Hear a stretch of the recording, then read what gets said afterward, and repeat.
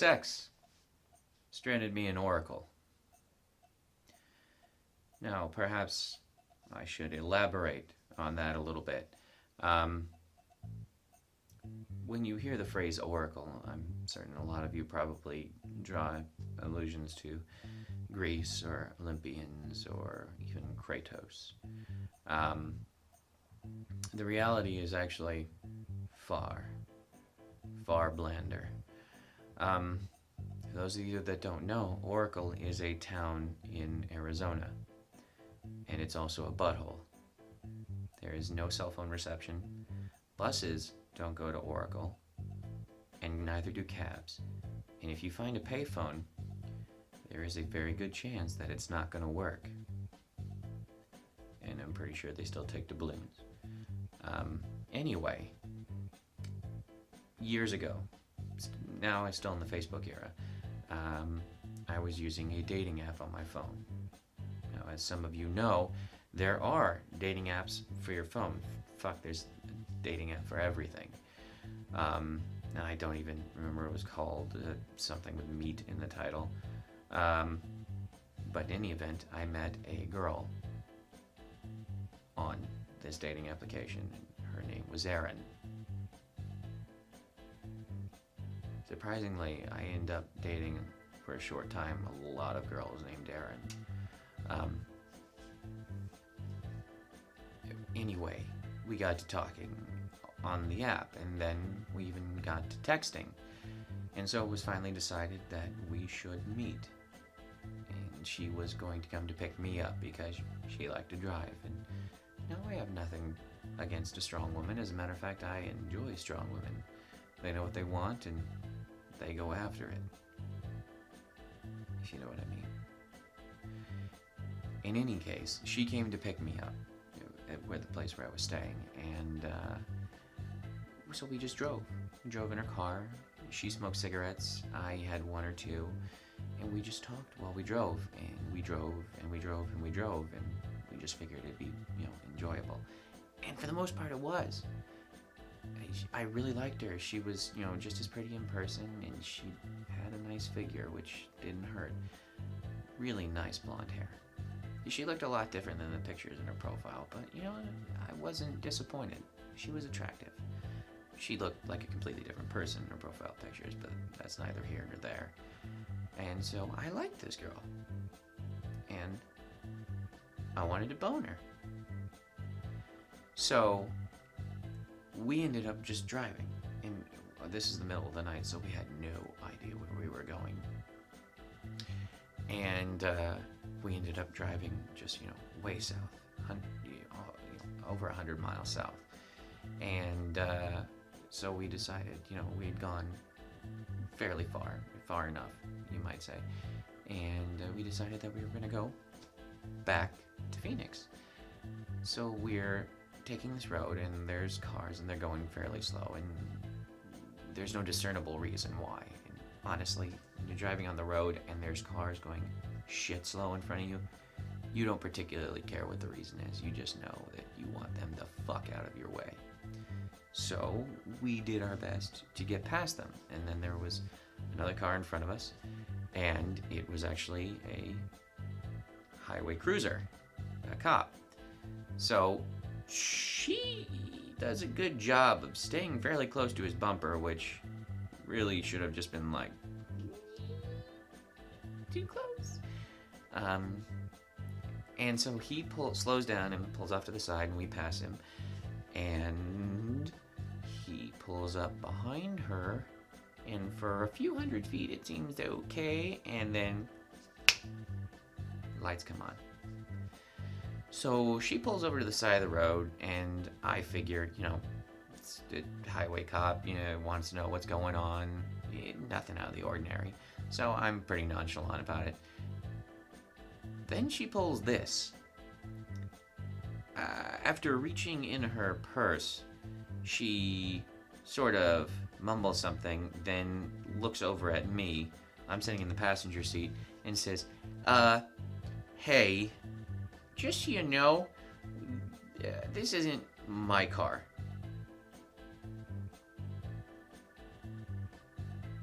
this look on my face, the exact same one I wore when she said that. Just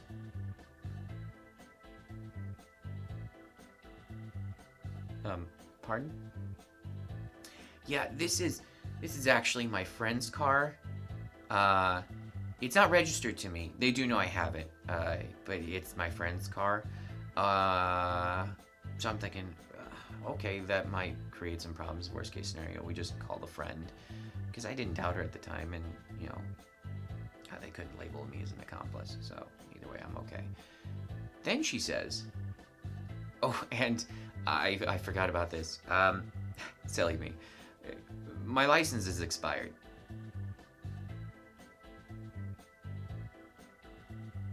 Pardon? Yeah, well, not so much expired as suspended.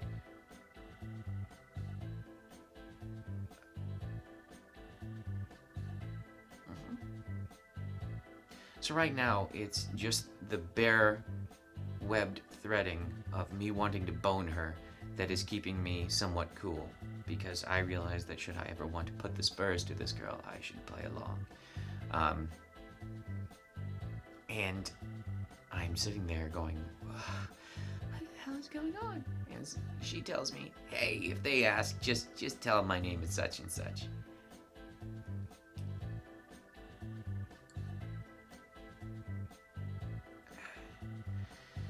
So they come up to the car, the police officer in the car, and starts asking her questions, so on and so forth. Next thing I know, I'm pressed up against the side of her vehicle and they're frisking me.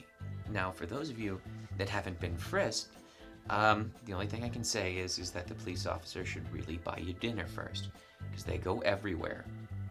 This was also a point in my life in which I collected knives, switchblades, and collapsible batons. Don't judge me. So I had at least 2 switchblades and a collapsible baton on me. They found that peculiar, the police officers. So they search me, and you're not allowed to move your hands at all. Let's just say you don't even motion to point at where they should search. And, so they search me, and they take my items, they take them over to the police cruiser, and it's about this time 2 other police cruisers show up. And then I started to wonder, have I been wanting to bone a serial killer this whole time? In spite of that, still wanted to bone her. Didn't really diminish it. A little bit hotter, actually, because of it. And so they take me over to another cruiser, and I'm just standing there, doing my best to remain composed, and they take her over to the smaller cruiser and start to interview her. And I'm not feeling super duper. On the plus side, though, it was a lovely morning outside Oracle, because the sun was coming up. And I'm standing outside their cruiser, just making chit-chat with the other officer over there. And next thing I know, they say, well, she's going down to the station. Do you have a cell phone? Yes, but it is dead, because I did not suspect that this scenario would crop up. And, well, we can take you into town. There's a Circle K, and they have a payphone, so can you call someone? And it's about this time I'm going, thank God. Oh, yeah, sure, take me into town. That's cool, yeah, no problem. And they put me in the back of their, those big cruisers that are made out of, SUVs, and they have the most uncomfortable seats I think my ass has ever graced. So they drive me back to town, and I'm just sitting there in rapt and tense silence, making small chit-chat with the officer, stuff like, ha. That's the extent of the chit-chat. And so they drop me off at the Circle K in Oracle, and I say, thank you, officer. And he drives away down the dusty, lonely road. And I'm left at a Circle K in Oracle. And the only thing that I can think at that time is shit. So I go inside and I ask to get change, and I get change, and then I go to the payphone and it's fucking broken. So I go back inside and I ask if there is a working phone anywhere. No. And I can't use the store phone. But here's their solution. There is a gas station, another Circle K, about a mile that direction. And I don't have a whole lot of choice, so it's just, all right. And I start walking. I find out later, around the 4-mile mark, that it was in fact much farther than he had previously stated. Yeah. So I make it there in the freezing morning of Oracle to this Circle K, and I go inside and I ask, is there a phone? And they point me towards the payphone. Now, that's great. It's technically a working phone. What I didn't know is that it worked only under very particular circumstances. In that phone would only call out if you held the actual receiver in a very particular way. One so much so that you would just assume it was not working. And at first blush, it really seemed like it wasn't. However, I didn't have a whole lot of fucking choices. So I deciphered the puzzle of the bullshit payphone and found a way to call a couple of people. Now, luckily, this was my day off, so I didn't have to go to work. But I did have to go to work the next day. Walking 122 miles probably was not going to make it so I could get there on time. So I managed, well, my first impression was to charge my cell phone, which I did. So I bought a charger, and no cell reception. So that led to the puzzle of the pissant telephone. So I finally managed to call my father at work. And that was an awkward conversation, to say the least. I call my father, who's the only person I could think of calling, and I say, I am stuck out in Oracle. Could you help me out? And he doesn't know what to say. He's like, Oracle? Fuck is Oracle? And I didn't have an answer because I didn't know where the fuck Oracle was. I asked, is there a cab I can take? Is there a bus you can take? And he's like, you cannot afford a cab from wherever that is because they're going to charge you to it, and they're going to charge you from it, and there's probably none out there. There's also no bus, which I found out. And so it took several phone calls in which I hung up and called him back in order to find out that he would drive out to me in Oracle, which I found out exactly how far away that was from Phoenix much later. So I had to spend the better part of a day sitting Indian style in front of a gas station. And I think I made friends with every person that lived in that town. Now, not so much made friends as creeped them out while I sat in front of the store sipping coffee that I bought there, so that way they couldn't kick me out. Because thankfully I just got my paycheck, so I could afford buying, 9 or 10 cups of coffee. And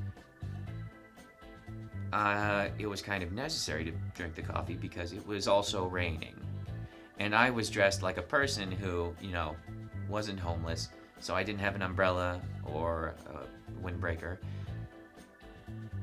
And I'm just sitting in front of this gas station. Luckily, my phone was charged, and I had several ebooks, so I read the complete works of H.P. Lovecraft, somewhere in the range of 4 to 5 times. And in between that and falling asleep with my head in my lap, you'll be surprised what you can do when you're dog tired from freezing. At about probably 2 in the afternoon, my dad finally shows up, because he only had to drive over the entire town. Luckily, that wasn't much of a drive, because like I said, Oracle is a butthole in the middle of nowhere. And so he picks me up. And we drive home. And about 4 p.m., when we finally made it back to Phoenix, I get a text from her saying, "Oh, good God, I'm so sorry. Are you okay?" And I was reluctant to text her back because I was kind of suspicious that it might be the cops. And it wasn't. No, it wasn't. And I say, "Oh, yeah, I'm cool. I mean, I got a ride back. Are you okay?" She said, yeah, they put me in there and called, everything was cool. So they let me out. And I'm like, "Ha! Oh, hooray for you. You had a minor inconvenience with a car. And I had to solve a puzzle of a phone from, I'm assuming, the time that Moses must have walked the earth. It must have been the payphone that he used to call his answering machine. And I text her back, "Yeah, no, I'm cool." She's like, "Oh, do you hate me?" And my first thought was to be honest and say, "I don't hate you, but I'm fucking pissed." But naturally, my cock took over and did the talking for me and said, "Oh, no, baby, I'm all good. It's cool. No worries." And so basically, I ended up fucking her. The time we actually got to spend together. Twice. That first night. Then, the next time, she ended up getting arrested. I ended up fucking her 3 times that night and once more the next day.